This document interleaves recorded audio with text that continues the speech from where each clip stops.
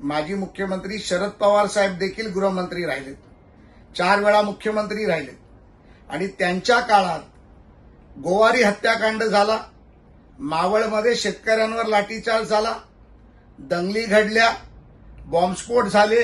दाऊदच्या विमानातून फिरण्यापर्यंतचं कृत्य झालं, हे या महाराष्ट्रातल्या जनतेने पाहिलंय।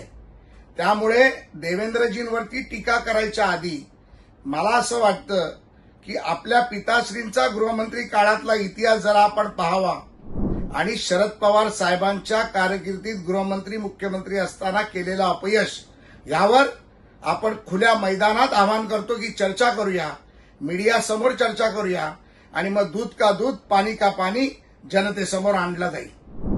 माननीय खासदार सुप्रियाताई सुळे, मी आपला आव्हान करू इच्छितो, ज्या पद्धतीमध्ये या राज्याचे उपमुख्यमंत्री, गृहमंत्री व माजी मुख्यमंत्री देवेंद्र फडणवीसांवरती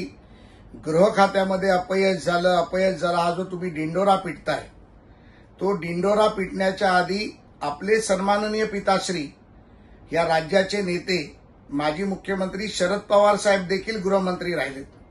4 वेळा मुख्यमंत्री राहिलेत आणि त्यांच्या काळात गोवारी हत्याकांड झाला, मावळमध्ये शेतकऱ्यांवर लाठीचार्ज झाला, दंगली घडल्या, बॉम्बस्फोट झाले, दहशतवाद वाढला, अंडरवर्ल्ड वाढला, दाऊदच्या विमानातून फिरण्यापर्यंतचं कृत्य झालं, हे या महाराष्ट्रातल्या जनतेने पाहिलंय। त्यामुळे देवेंद्रजींवरती टीका करायच्या आधी मला असं वाटतं की आपल्या पिताश्रींचा गृहमंत्री काळातला इतिहास जरा आपण पाहावा आणि मी तुम्हाला एक खुलं आवाहन करतो, जर हिंमत असेल तर देवेंद्रजींचा 5 वर्षाचा मुख्यमंत्री पदाचा आणि गृहमंत्री पदाचा कार्यकाळ आणि आत्ताचा 1.5 वर्षाचा गृहमंत्री पदाचा कार्यकाळ, ज्यामध्ये या राज्याच्या महिलांपासून सुरक्षितेपर्यंत, या राज्याच्या गृह खात्याच्या विकासापर्यंत प्रचंड केलेली कामं आणि शरद पवार साहेबांच्या कारकिर्दीत गृहमंत्री मुख्यमंत्री असताना केलेलं अपयश यावर आपण खुल्या मैदानात आवाहन करतो की चर्चा करूया,